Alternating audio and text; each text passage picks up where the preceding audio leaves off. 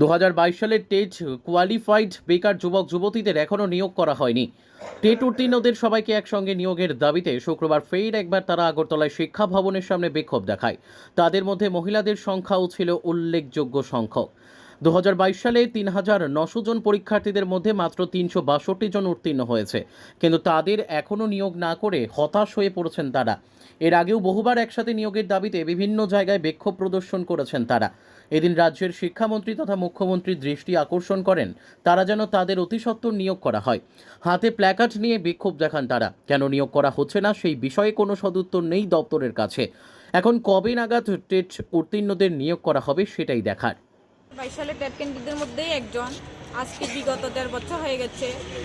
যখন পরীক্ষা দিয়েছিলাম তখন খুব আশা করেছি যে খুব তাড়াতাড়ি চাকরি হয়ে যাবে, যেহেতু এত কম পাস করেছে। 40,000-এর মধ্যে 361 জন পাস করেছে, কিন্তু নানা আইনগত জটিলতা এটা লেট হয়েছে।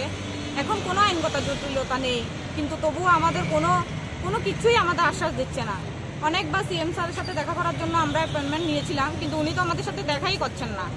বাজেট অধিবেশনে সিএম স্যার বলেছিল যে টেট পরীক্ষার যে শিক্ষক নিয়োগ এটা একটা গতিশীল প্রক্রিয়া, এটা সবসময়ই থাকবে। তাহলে কোথায় গেল? 2023-এও তো পরীক্ষা নেওয়া হয়নি, কিন্তু 2024-এ আমরা খুব আশা করে আছি যে আমাদের 2024-এ আমাদের নিয়োগ করা হবে। আমরা খুব আশা করে আছি যে 2024-এ হয়তো বা আমরা নিয়োগ পাবো, আমরা অফার লেটার পাবো। এখন জানি না আমাদের কপালে কি আছে। এখন পুরো ডিপ্রেশনে চলে যাচ্ছি যে এত কষ্ট করে পরীক্ষা দিয়েছি। তখন বলেছিল যে আমরা যোগ্যতা থাকা সত্ত্বেও কেন আমাদের চাকরি দেওয়া হচ্ছে না, কেন আমরা এই চাকরি থেকে বঞ্চিত। আমি 2022 সালের টেট ক্যান্ডিডেটদের মধ্যে এক্সাম দেওয়ার আজকে 1 বছর 7 মাস অতিক্রান্ত হয়ে গেছে।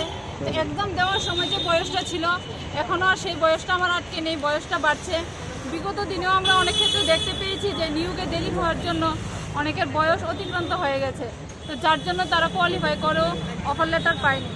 আমারও আর বয়স বেশি নেই, আমার ভাগ্যে কী আছে সেটা সময়ই বলতে পারবে।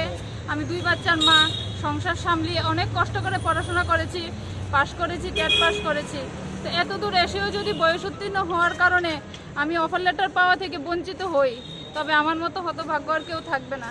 আজ টেট কোয়ালিফাই করেও রাস্তায় এসে দাঁড়িয়েছি সিএম স্যারের, মাননীয় সিএম স্যারের দয়া ভিক্ষার আশায়। খুব ডিপ্রেশনের দিন কাটাচ্ছি, বয়স না অতিক্রান্ত হয়ে যায়।